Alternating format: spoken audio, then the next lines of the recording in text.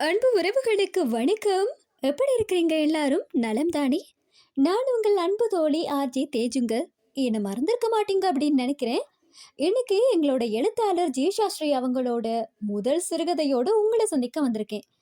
எல்லாருக்குமே அவங்களோட வாழ்க்கையில முதலா எழுதின கதை ரொம்பவே ஸ்பெஷல்னு சொல்லுவாங்க. ஃபர்ஸ்ட் இஸ் பெஸ்ட்னு நான் உங்களுக்கு சொல்லி தெரிய வேண்டியது இல்லைங்க. அப்படி அவங்க முதலா எழுதின சிறுகதையை உங்களோட பகிர்ந்து கொள்ளணும்னு நினைக்கிறாங்க. ஸோ நீங்களும் இந்த கதையை கேட்டுட்டு உங்களோட கருத்துக்களை மறக்காம எங்களோட பகிர்ந்து கொள்ளுங்க. அதுக்கு முன்னாடி எங்களோட சேனலை மறக்காம சப்ஸ்கிரைப் பண்ணிடுங்க. அப்படியே பக்கத்தில் இருக்கிற பெல் ஐக்கோனையும் சேர்த்து தட்டி விடுங்க.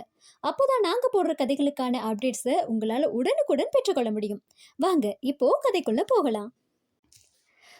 சுற்றிலும் பத்திரிகையாளர்கள் சூழ்ந்து இருக்க தனது வேக எட்டுக்களால் கோர்ட்டின் வாசலை நோக்கி விரைந்தவன் தனது ஷர்ட்டினை கையை மடித்து விட்டபடி தனது 14 வயது மகன் ஹரிஷுடன் கோர்ட்டினுள்ளே நுழைந்திருந்தான் வாகீசன். வாகீசன் 38 வயது நிரம்பிய 6 அடி ஆண்மகன். அவனின் தோற்றத்தில் 38 வயது என்று அடித்து சத்தியம் செய்தாலும் யாரும் நம்ப மாட்டார்கள். அதனாலேயோ என்னவோ சினிமா துறையில் புகழ் பெற்ற அனைவர் மனதையும் கவர்ந்த நாயகனாக வலம் வந்து கொண்டிருக்கிறான். இதோ 25 வயதிலேயே திருமணமாகிவிட இப்போது தனது ஊனுடன் உயிராக கலந்த அவனவளை வாழ்நாள் முழுவதுமாக பிரிந்திருக்க முடிவு செய்தவனாய் அவளின் கோரிக்கைக்கு மதிப்பளித்து கோர்ட்டின் உள்ளே நுழைந்திருந்தான் அவன். சினிமா உலகில் பல நீதிமன்ற காட்சிகளில் நடித்தவனுக்கு இப்போது தனது தனிப்பட்ட வாழ்வில் ஒரு பிரச்சனை என்றதும் நீதிமன்ற வளாகத்தை அடையும் போதே மனது ஏதோ வெகுவாக பாதித்தது. அவனின் பார்வையோ அமைதியாக இருக்கையில் அமர்ந்திருந்த தன்னவளின் மீது அப்போதும் ஒரு கணம் படிந்து மீள அவளுக்கு எதிரே போடப்பட்டிருந்த இருக்கையில் சென்று அமர்ந்து கொண்டான்.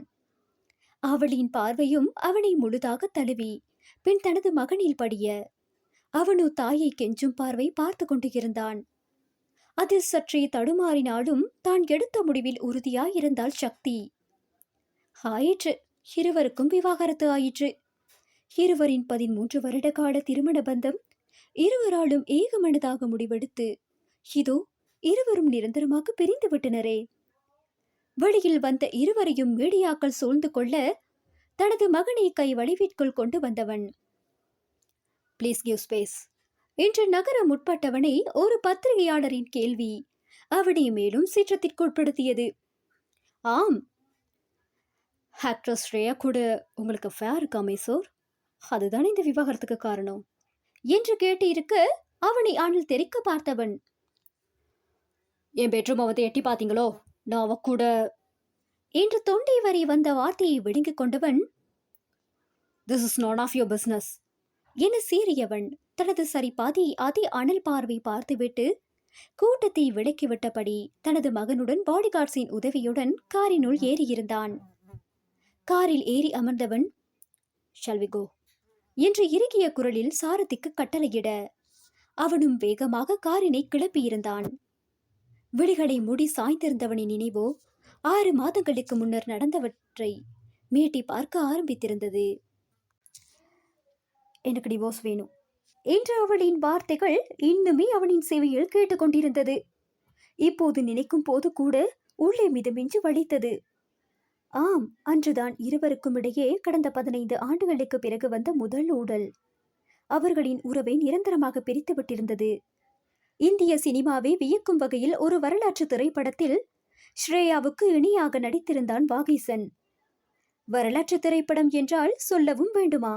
சில காட்சிகளை தத்ரூபமாக எடுக்க வேண்டிய நிர்பந்தம் ஏற்பட்டதனால் மூத்த காட்சியொன்றை நடித்து முடித்து இருக்க அந்த புகைப்படமோ இருவரின் வெளிகளிலும் காதலும் மோகமும் கலந்தது போல் எடுக்கப்பட்டிருந்தது.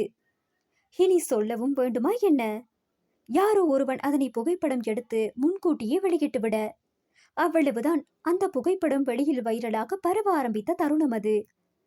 சும்மாவே ஏதேனும் ஒரு விடயம் கிடைத்தால் கை கால் மூக்கு என வயசு பேசும் பொதுமக்கள் இருக்கும் போது மீடியாக்காரர்கள் மட்டும் விதிவிலக்கா என்ன? இதோ அன்றே பிரபல நடிகர் வாகீசனின் கள்ளக்காதல் பிரபல நடிகை ஸ்ரேயாவுடன் என்ற தலைப்பில் அந்த முத்த காட்சியுடன் செய்தி பரவ, இன்னொரு பக்கம் யூடியூப்காரர்கள் கண்ட மெனிக்கு அவர்களின் தனிப்பட்ட வாழ்க்கை பற்றி பேச அதை முகப்புத்தகம், வாட்ஸ்அப் மற்றும் இன்ஸ்டாகிராம் போன்ற சமூக ஊடகங்களிலும் பகிரப்பட்டு இருக்க இனி மக்கள் மட்டும் சும்மா இருப்பார்களா என்ன? அவர்களும் தங்கள் பங்குக்கு பகிர ஆரம்பித்துவிட இதை கேள்விப்பட்ட வாகிசனுக்கு கண்மண் தெரியாத கோபமோ ஏகத்துக்கும் எகிரியது. அவனிடம் இல்லாத பணமா?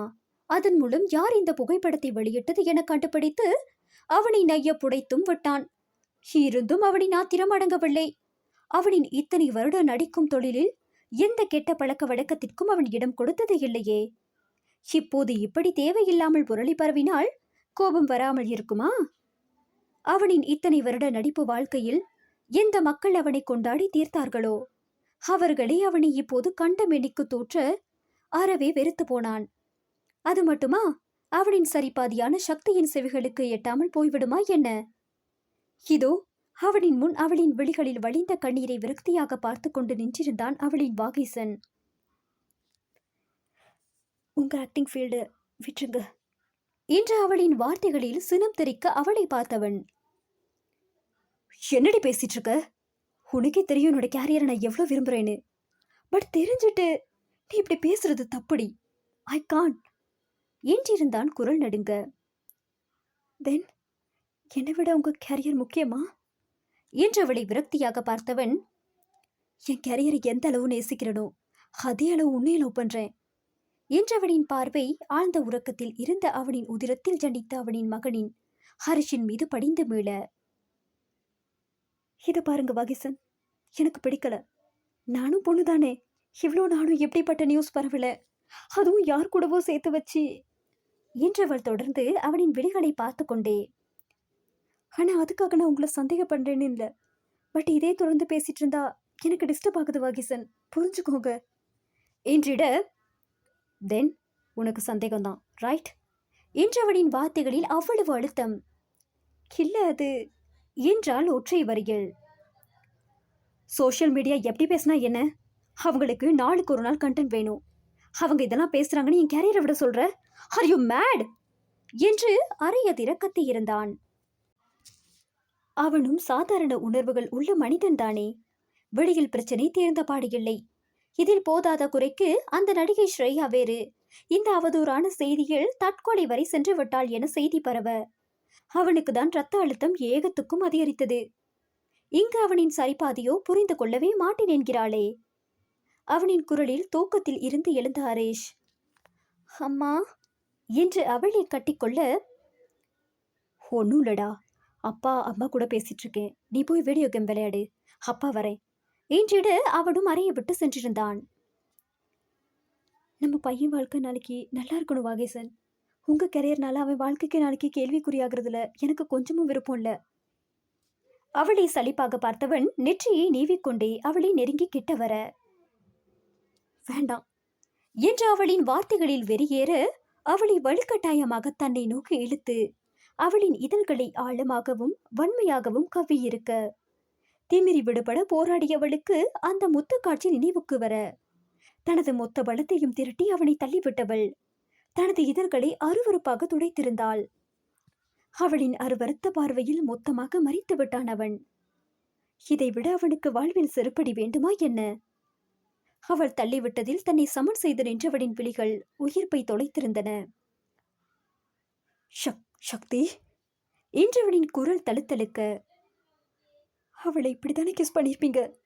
பா, என்ன பார்வது என்றாலே பார்க்கலாம்.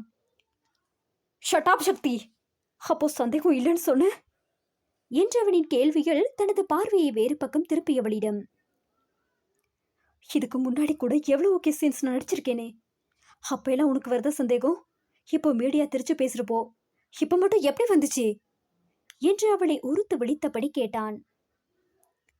அதுல டூ போட்டு நடிச்சிங்க, பட் இந்த ஹிஸ்டரிக்கல் ஃபில்ம் ரியாலிஸ்டிக்கா எடுத்தது என்றவளை இடைமறித்து, உங்ககிட்ட பெர்மிஷன் கேட்டேன் தானே என்றவனிடம், எனக்கு அப்போ தெரியல, பட் இப்போதான் நான் எவ்வளோ நாளா தப்பு பண்ணிட்டேன்னு தோணுது என்றவளை உறுத்து விழித்தவன், தப்பா? என்ன தப்பு என்று அவனது கேள்வியில் அவ்வளவு அழுத்தம். டிவோர்ஸ் பண்ணியிருக்கணும் என்றாலே பார்க்கலாம். அவனோ சற்றும் இந்த பதிலை அவளிடமிருந்து எதிர்பார்க்கவில்லை. துடித்து போய்விட்டான். சக்தி, என்னடி பேசிட்டு இருக்க என்றவனின் விழிகளில் கண்ணீர். எஸ், ஐ நீட் டிவோர்ஸ் என்ற அவளின் அழுத்தம் திருத்தமான பதிலில். அப்போ நம்ம பையன் என்றிட, கோர்ட்டில் பார்த்துக்கலாம். ஸோ நீ முதலே முடிவு பண்ணிட்ட, ரைட்? உங்கள் வேலையை விடுங்க, இல்லைன்னா டிவோர்ஸ் பண்ணிடலாம் என்று முடிவு செய்துவிட்டு பேசுபவளை தக்க வைத்துக் கொள்ள அவன் என்ன செய்தாலும் அவள் ஏற்றுக்கொள்ள மாட்டாள் என உறுதியாக தெரிந்தது. தன்னை புரிந்து கொள்ளாமல் பேசுபவளிடம் இனி எது பேசினாலும் தான் பிழையாக தான் தெரியும் என அக்கணம் உணர்ந்தானவன். ஓகே, தென் ப்ராசீட் என்றவன் அந்த வீட்டை விட்டு வெளியேறியிருந்தான். அதனைத் தொடர்ந்து விவாகரத்து வழக்கு தாக்கல் செய்யப்பட, அதுவும் அடுத்த நாளே ஊடகங்களிலும் பலவாறு திருத்து பரவ ஆரம்பித்தது. அவனுக்கு தான் இன்னும் அழுத்தம் கூடி போயிருந்தது. சார், சார் என்ற குரலில் சுயத்திற்கு வந்தவன் விழிக்கும் போது அவனது வீட்டை அடைந்து விட்டோம் என புரிய தனது கை வளைவில் தூங்கிய மகனை ஹரிஷ் கெட்டா என்று எழுப்பினான். அவனும் எழுந்து தனது தந்தையுடன் ஒன்றிக் கொண்டான். அன்றிலிருந்து இருவருக்கும் இரு வேறுபட்ட தனிப்பட்ட வாழ்க்கை முறைதான். இருவரும் ஒருவரை ஒருவர் பார்த்து கொள்ளும் சந்தர்ப்பம் அமையவில்லை. இல்லை இல்லை, பார்த்து கொள்ள விரும்பவில்லை என்றால் சால பொருந்தும். அவன் தனது நடிப்பு துறையில் கவனம் செலுத்த, அவளோ தனக்கான பாதையில் தனது மகனான ஹரிஷை வாரத்திற்கு ஒருமுறை பார்த்து கொண்டு நாட்களை கடத்தி கொண்டிருந்தாள். இங்கு இருவரின் முடிவாலும் ஈகோவாலும் தாங்கள் ஈன்றெடுத்த மகவின் எதிர்காலத்தை தொலைத்திருந்தனர். அன்று மகனின் வாழ்க்கைக்காக பேசியவள் இன்றோ அவளின் கணவனை பிரிந்த பின்னரான மகனின் வாழ்க்கை பற்றி சிந்திக்க மறந்த காரணம் ஏனோ? இவர்களின் பிரிவிற்கு சமூக ஊடகங்களிலும் பெரும் விளைவை ஏற்படுத்திவிட, எப்படிப்பட்ட அந்யோன்யமான தம்பதிகளாக இருந்தாலும் சந்தேகம் எனும் விதை விழுந்தால் நிச்சயம் வாழ்வே நரகமாகிவிடும் அல்லவா? எதையுமே அளவாக முறையாக பயன்படுத்துவோருக்கு வரம், வரைமுறை இல்லாமல் எல்லை மீறி இஷ்டப்படி பயன்படுத்துபவருக்கு சமூக ஊடகங்கள் வெறும் சாபமே. எதுவும் அறியாமல் ஒருவரின் தனிப்பட்ட வாழ்வில் எல்லை மீறி அவதூறு பேசும் நமது சமூகம் எதை நோக்கி பயணிக்கிறது? காலம்தான் இதற்கு பதில் சொல்ல வேண்டும். கதையை ஃபுல்லாக கேட்டுட்டீங்களா? இப்போ உங்களுக்கே தெரிஞ்சிருக்குங்க, சந்தேகம் அப்படின்ற ஒரு பகையாளியை நம்ம வாழ்க்கைக்குள்ளவே நெருங்கவே விடக்கூடாது. அது கணவன் மனைவி உறவுக்குள்ளையா இருக்கட்டும், இல்லை நம்மளோட குடும்பத்துக்குள்ளையா இருக்கட்டும், இல்லை நம்ம ஃப்ரெண்ட்ஷிப்குள்ளையா இருக்கட்டும், இல்லை காதல்லையா இருக்கட்டும், எதுலேயுமே சந்தேகம் அப்படின்ற ஒரு பகையாளி வந்துட்டாங்க அப்படின்னா அந்த வாழ்க்கையே நரகம் தாங்க. ஸோ இந்த கதை உங்களுக்கு பிடிச்சிருக்கும் அப்படின்னு நம்புகிறேன். இந்த கதையை நீங்கள் கேட்டுட்டு இந்த கதையோட கருத்துக்களை எங்களோட மறக்காமல் பகிர்ந்து கொள்ளுங்க. அப்படி இந்த கதை பிடிச்சிருந்தால் லைக் பண்ணுங்க, ஷேர் பண்ணுங்க, மறக்காமல் எங்களோட சேனலையும் சப்ஸ்கிரைப் பண்ணிக்கோங்க. Bye bye dears.